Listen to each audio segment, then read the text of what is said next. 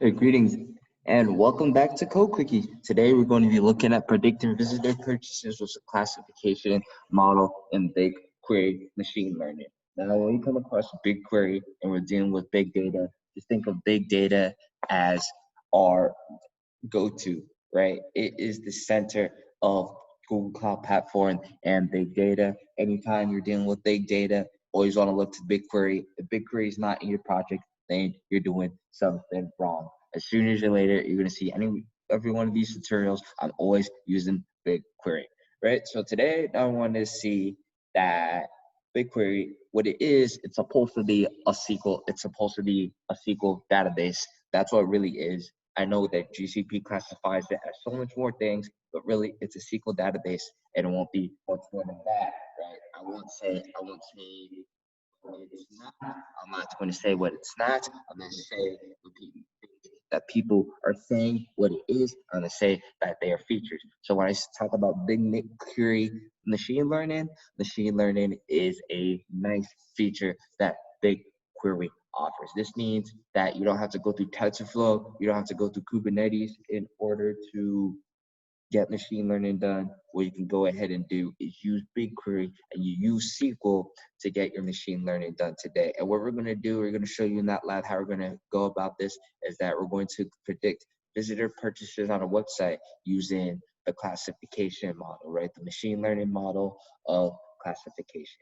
And when you definitely want to and what we're trying to classify here is whether or not a visitor will buy. It's basically what type of visitors that we have on our site that are going to buy. It's not a binary 0 or 1. I'll explain. So the options we can have is that the visitor looks for the item, they know that our site has the item and they buy it right away. So they're just coming to the site because it has the item.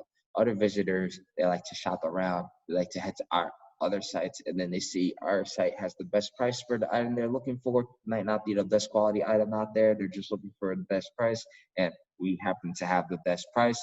Other people see our website's popular. When they're looking in the search results, our website always comes up, and they come to our website because of that. And other people, right, they're just a regular user on the website. They see a product they like, and boom, they seem to like the product. They seem to like the UI of the website, the overall color layout, and they just buy it because they're having a good day. And then you have people that don't buy it all. So we have these classifications, and we want to use our machine learning, right? We want to get those classifications, but we want to use the right features to go ahead and make the right prediction in order to know how to market that UI, in order to know what products we need to get on the site, in order to know how to price our products so we could get the most purchases out of our site. So enough with the overview. Let's go ahead and go into BigQuery and just let's explore the data that we're working with, right? So our front end, they gave us the data. They made their HTTP calls, connected it properly, right? It's all in the BigQuery database, and we want to just take a look at the total visitors who visited our website and how many of them made a purchase. So what we want to go ahead and do is you want to go over to home, and then we want to go over to BigQuery. You see set up here, we're in BigQuery. And now what we want to go ahead and do is we're going to be looking for, I have it pinned here, but what I want to go ahead and do is want to open up the website database through BigQuery and able to access it like so. Okay, so now what we want to go ahead and do is look at the total visitors who viewed our website and what percent made a purchase with this query.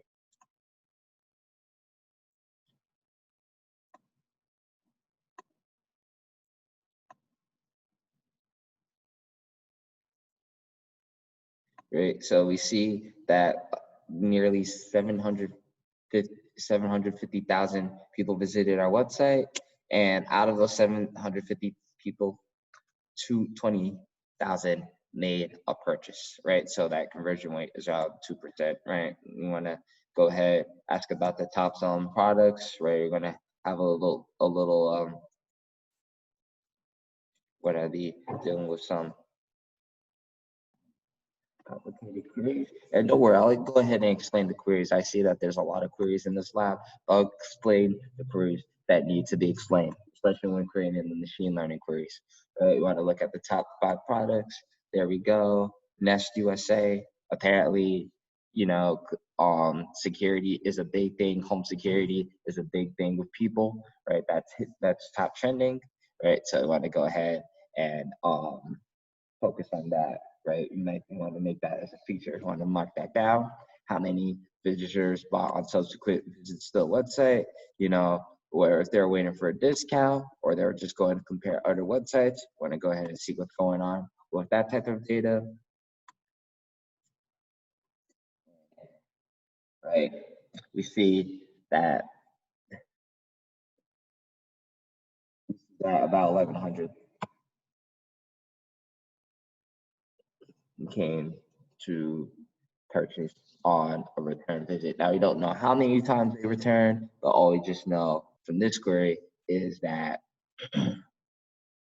1,100, 11,000, about 11,000, 12,000 came back and bought on the return visit. So we're looking at, right? So what we want to do is we want to create our own data set, right?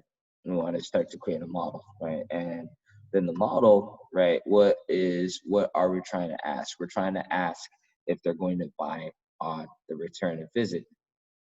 They're going to buy on the return visit, and the features we want to use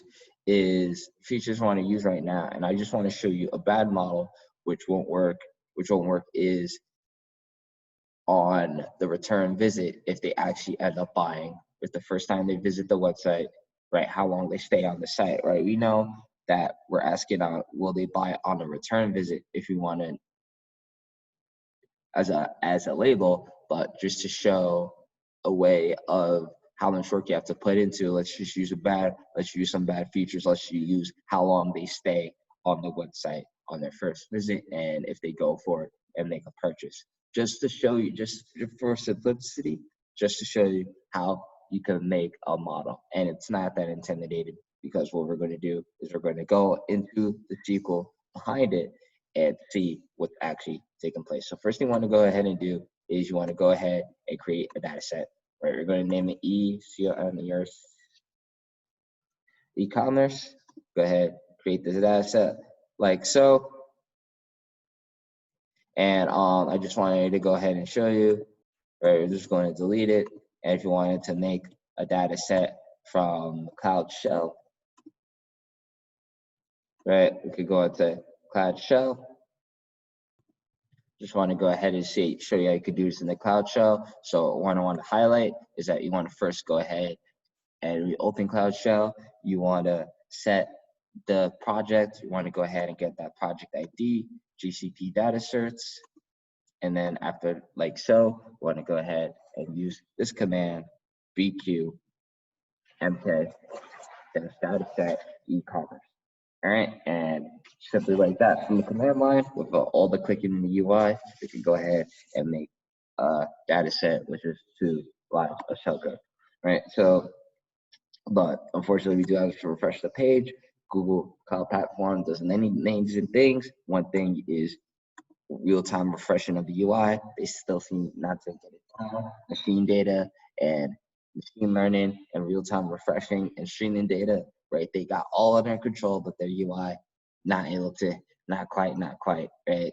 We need something that can do this. And I know Angular can do this. I definitely want to talk to the Google team about this. But if someone from the Google team is watching, please, your UI needs to update when something that the UI is related to makes a change, right? But too bad, we already have our data set, and now what we want to go ahead and do is create a model and want to take a look at the model here.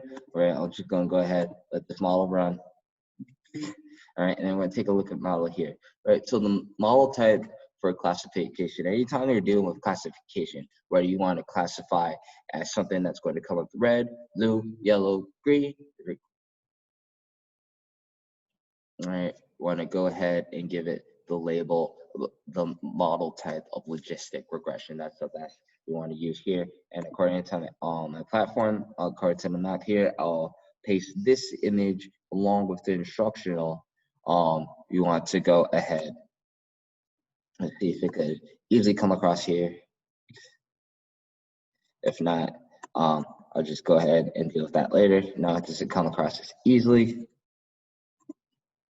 All right, that means I have to actually place it in this repo, right? But we can take a look at what's going on here, right? If you want to classify something, right, we're going to go ahead and work with logistic regression, right, as you can see here. And there's many more models, but right now, let's look at logistic regression, right? So all you need to know, classification, logistic regression, right? If you see that on the quiz, classification, logistic regression. Now, want to take a look at the label. The label is, we're asking if we're going to buy on that return visit. So our machine learning model is going to take a training data set, and it's going to use logistic regression to determine from the data whether a user in a certain circumstance is going to buy on the return visit, right? And where's the training data? Right here. Let's go through this table that we actually work with to create this model, right? So we're taking the full visitor ID, right? We're going to see how long, we're going to see if the user comes on the site, and immediately leaves the site, if they just bounce off the site. And we want to find out if that's not the case, how long the user has been on the site from their first, and only on the first visit, right? So it's either they bounce or they stay on the site and go ahead and make a purchase, right? And they're doing a little join, and you want to see if a transaction takes place, right? If they end up buying on that visit, if that new visit equals 1. So what we're basically saying is that we're asking how long a user spent on the site and if they end up buying for the first time. But we're asking about will buy on return visit. So the reason why I did this is just to show you how to go ahead and how machine learning data engineers deal with machine learning, right? They create their model, they come up with some features, then they create the model, and then after you can see here, they go ahead and try and evaluate that performance. So what we're going to do is we're going to go ahead and evaluate.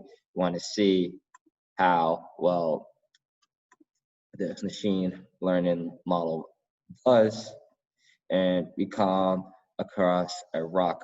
Now, ROC, the ROC is the receiver operating characteristic, and what that means is that this metric basically defines how many false negatives there are and how to minimize that, and in combination with true positives and to maximize that. So basically, when you have a false negative, that basically explains that the data thought that the customer will buy, prediction model thought that the customer will buy with the given data, and they don't, right? That's a false negative. And the true positive is the model has the data and predicts with this certain data that the customer will buy, and they actually do buy. How well it gets, how many times it gets that true positive, where the model thinks that customer buy and the customer actually buys, and the model thinks that the customer will buy and actually doesn't buy. How many, the maximum times that true positive is. All right, this is a massive tongue twister because there's a lot of opposites here, but basically the ROC is measuring how many times the model gets things right, and it doesn't get things right as well, right? We want a good machine learning model, right? We rate these things highly, just like in school. 90% is an A. Anything lower than that is not a good grade. Same thing with machine learning. We want something that gives us 90%. So what we want to go ahead and do after we evaluate, we want to improve the model. So here we have a much more interesting model. We're going to go ahead and set up. We're going to add some features, right? The model's still going to be the same, like logistic regression for classification, right? And then buy on return visit. right, as what we're asking for. But now we're going to add additional information. We still want to know if, right, there's a transaction made, but now we're just going to ask about more. We want to ask about how difficult it was for the user to end up making the purchase, and that is specified here.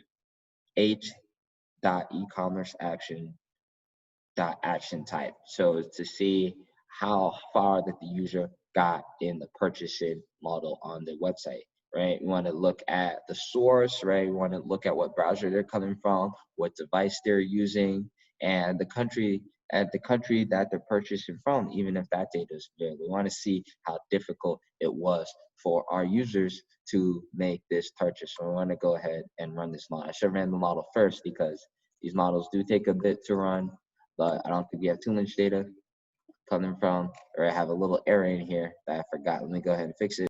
Okay, so our model is finished training. Now I want to go ahead and do, right? We're going to go ahead and now we're just going to use the same evaluation, right? We're asking about the rock, and we're going to go ahead and predict it too. I really got to see how to get this training data set into a table. I'm pretty sure I can, right? If you take a look closely. Let's take a look closely. I should be able to, but go ahead and do evaluation.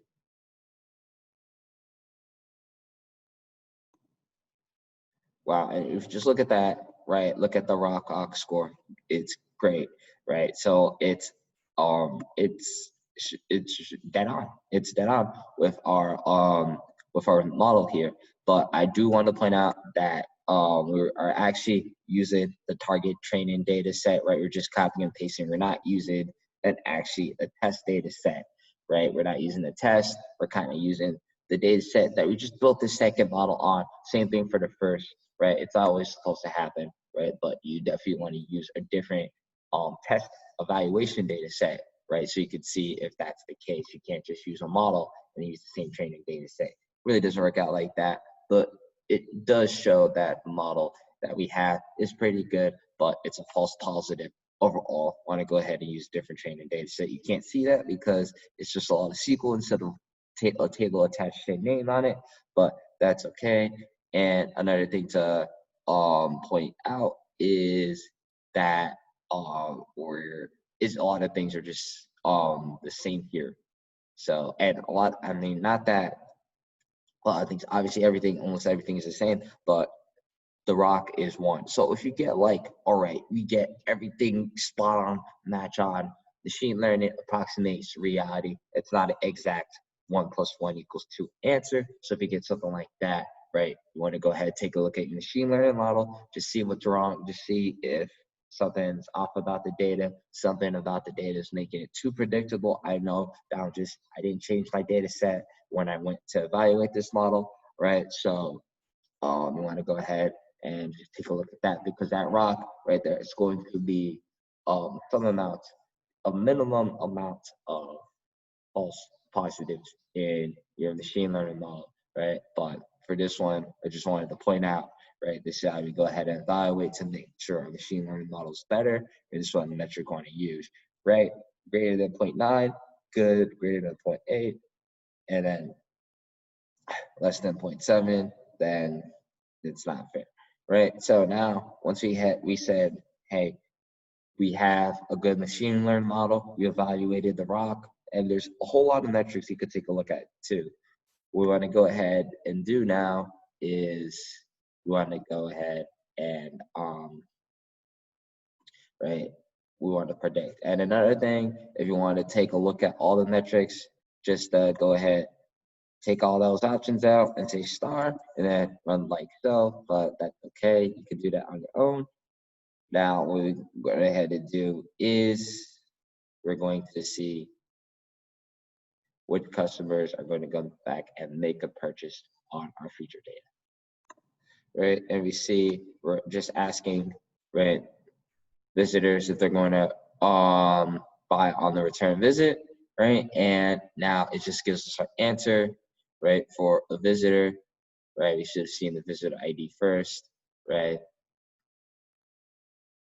Right, and then we're just going to see which visitors are going to buy on the return visit and the probability, right? So these visitors of the visitor ID, right, is the ID for a person, right, and it's 0.94. So it means that cleaning product, that security product that we saw early from Nest USA, that means they're going to be buying a lot of those products. Are probably a home company. And if you scroll down a bit, right, there's a lot of, right, we're going to see a lot of 0.94s, right? That's how share the machine model thinks they'll go ahead and buy, right? And then we want to see the source that they're coming from. Some people are just going on Google, so that means they just go into the Google search bar. From my experience, they type in the website and boom. All right, and yeah, desktop, that means they're mostly at home or in a commercial space making a purchase. Some go through our emails. Probably we have some subscriptions we have going on. We have some coupons being sent through the email, and like so, right? And then other people, like some of these people, they're typing the URL straight to the search bar. Those are our daily customers. Those are our breadwinners, and like so, right? So we can see, you can make another prediction is that we want to keep on going through Google. We want to make sure that we're following the Google search optimization, and we want to keep sending out those emails, right, about those coupons and keeping those subscriptions up to date. And the other resources we want to take away probably from Yahoo or from Bing, right? And that's how we can use BigQuery in order to go ahead and do machine learning. And this could be turn out to a whole project. So you could just see how something as massive, which you're getting all these data analytics tools like TensorFlow and Hadoop and Spark to come help out and to come do meaningful stuff, right? We could abstract that and eliminate that all away and just use BigQuery. And right, you could see for all those queries I made, right, the price hasn't really changed, just for a couple of cents, right? BigQuery, we could get a full scale machine learning model running, right, just to make meaningful business decisions for a business. And that's how we go ahead and use BigQuery. So thank you for watching. Please like, share, subscribe, and please comment in the comments. Most importantly, if you go ahead and try to do this lab, any issues that you have, I'll be more than happy to provide personal help, FaceTime, we got Zoom sessions, anything you need. I love to meet my audience. Thank you again for watching.